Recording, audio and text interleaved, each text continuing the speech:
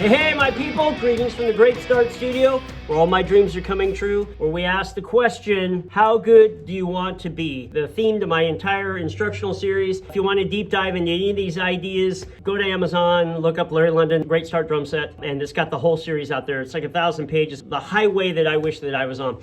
Today we're going to talk about, in my drumstick illustrations, I use a drumstick for almost every illustration because it's in my hand and it's so easy. What we're going to talk about today is live playing and recording playing, but as a practice tool. There's two distinct ends to this thing, and it just happened to be that the very first band that I was in, I think the guy was more of a recording geek than he was anything else, and we would just sit around and we wrote all these songs. You know, we're kids, wrote about 70 songs, and every day was recording day. I mean, every day I'd come back from school and he'd go, let's try this, let's try that, and you just end up recording all the time. And it just happened to be also that we had one of those early Yamaha music computers, and so I ended up playing to it. So it was like kind of like a glorified metronome where I wasn't really in charge and I had to learn how to play in perfect metronomic time. And so you become really hyper aware of a couple things. A metronomic time is pretty solid, right? And so you have to really rise up to that standard. You can't just kind of wing it. Your time can't be bending around.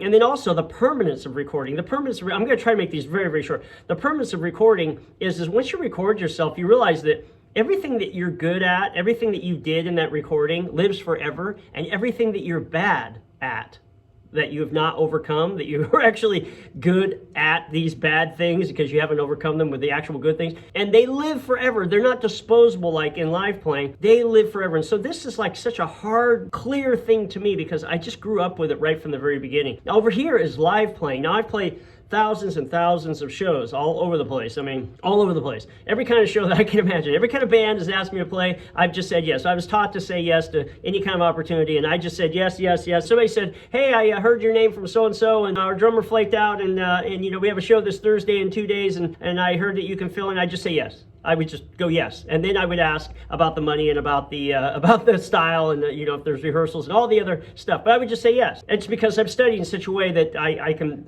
play these styles. Live playing though is very disposable. It's like a vapor. You play it, and every moment that goes by goes behind you, and everybody in the room is going forward with the next note. So if you make a bad note and you just start making right notes, they just are on that train with you, and you go through the night and they're having a good time. You're having a good time. They get paid. You go on to the next show, whatever that is. You rehearse their material, and you go on to the next.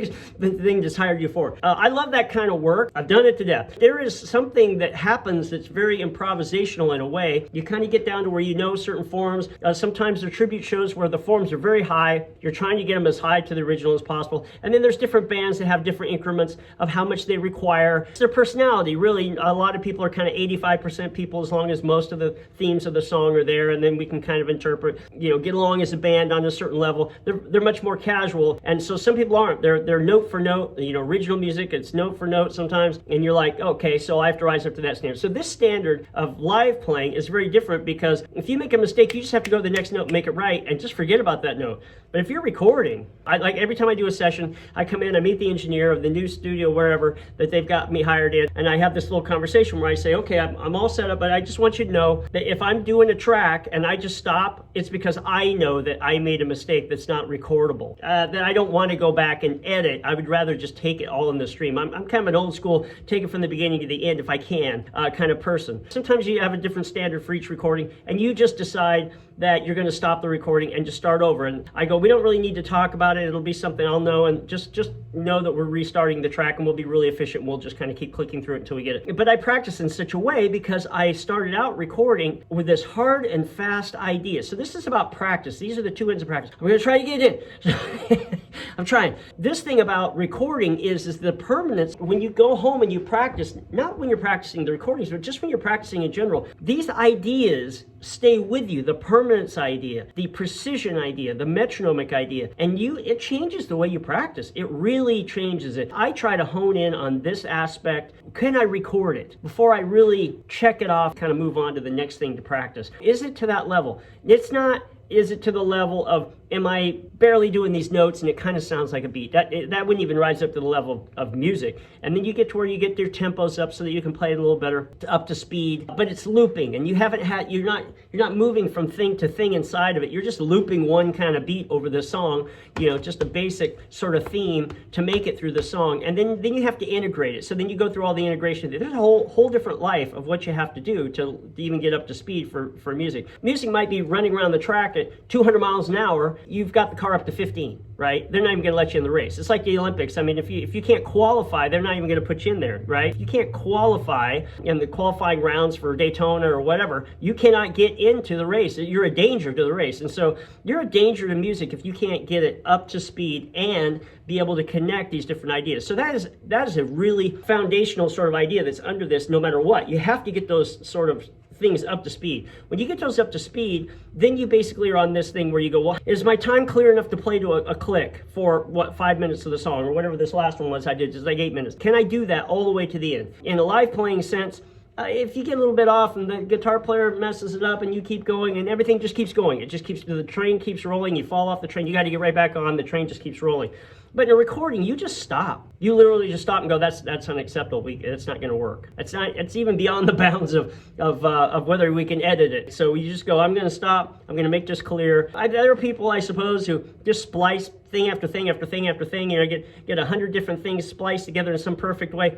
I'm just so about the art form of drumming. I want to know that I can do it from the top to the bottom. That doesn't always happen when you're recording, of course, and so you come in and you go, I think everything except for this chorus, I just want to redo this. I didn't like the fill that I put in there, whatever it is, or I clicked, or whatever it is. I hit the splash, I really needed a china there, and so you go in and you recut it. But the point of it is that the purity of the metronomic time and the permanence changes the way you practice. And so then you have these gates that you go through so that you don't release anything out until it is up to these standards. There's too much. Okay, so if anything I'm speaking here, my peoples, if anything I'm speaking to you is giving you content, is just be cool and push like and subscribe. And I'm making piles of this stuff. I just got the other end of the room done here where I'm going to be able to start recording the entire series on video, because I have it all in paper form, but just not in video form. And I want to make that so every beat of everything is revealed. I used to get stuff where there would be like one beat out of every 3 pages was a little sample. I'm like, man, but it's never the one that you want. So I'm just determined I'm just going to record every single thing of everything. And so I have the place, I have the time, I'm just going to do it. It'll be fun. So, but the point of it is that you want to use these realms to help you practice better. Practice more freely. Practice if you make a mistake that you have to keep going. And then practice over here so that you have to make it through the entire thing without a mistake. The recording side and the live playing side. Anyway, I love sharing all these things. I share them with the students because I got sticks in my hands, and what can I do? I got to sign off. So from the Great Start Studio, back at it.